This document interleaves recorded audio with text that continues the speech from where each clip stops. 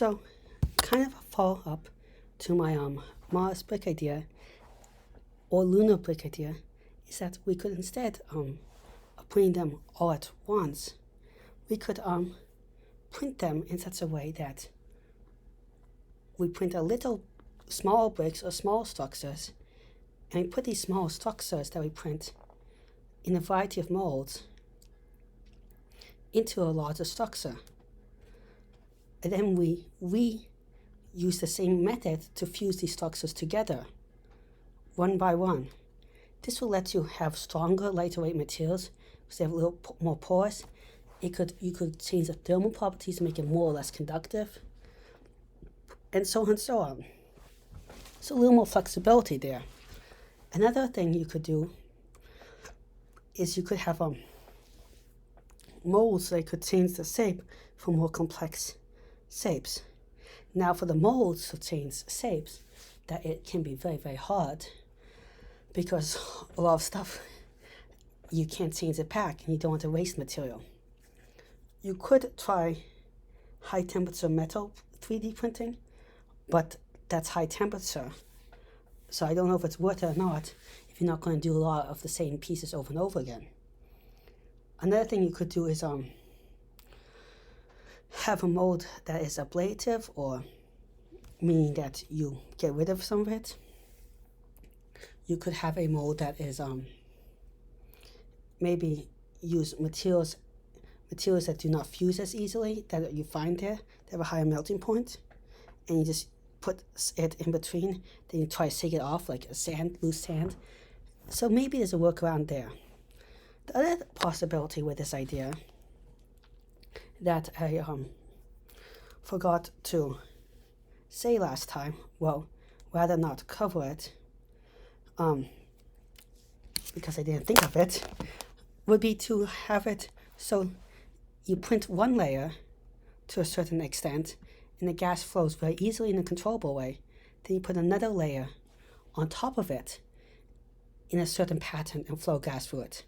The first layer, the gas flows more easily through it and can be connected to ledges. There's a little bit of ledging you could do there, but not complete ledging, because if you do a complete ledging, and by ledge I mean like this, where there's stuff hanging over, it will just fall down. But you could have a less porous thing, maybe a little bit here or there for some fine-tuning control. But you could more fine-tune, not wasting energy in heating up the whole material, because you do it layer by layer, increasing it, and that some of the air gets blocked, so most of the air kind of recirculates up here and hits here. And to make it better, you could pump in air here and pull in air here, so it really just circulates mostly on top and doesn't heat as much the bottom, for reduced energy, for maybe energy efficient at the expense of complexity maybe and time and stuff. So you would have to balance all that out, of course. Other things you might be able to do is combine this with other materials. There's no reason why you can't put metal supports in here, or stuff for strength or more thermal conductivity. You could also add carbon nanotubes, because the idea I told you where you turn CO2 into carbon monoxide can also make carbon nanotubes at low temperature, and carbon nanotubes are the strongest known material. So maybe that's and most thermally conductive and can have amazing electrical properties. So maybe that could really favorably increase the abilities of this. It would also increase the ability for it to absorb heat. Very much.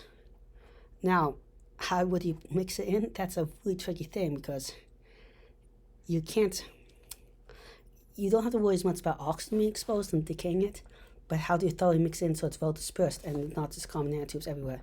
But then again, it might be so strong that you don't need it thoroughly dispersed, maybe just on the surface, or maybe you have to melt the whole thing and reach a much higher temperature and really mix it. I don't know. Again, a lot of experimentation there.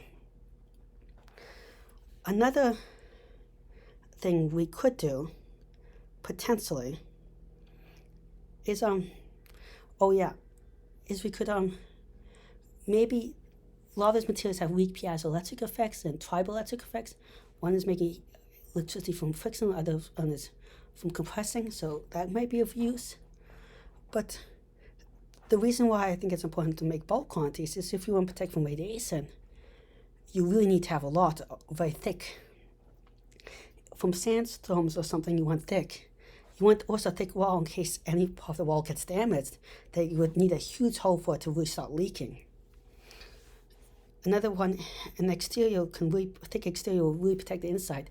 Also, one of the best things of making the best insulation against cold and stuff, or high temperatures, is just making it thicker.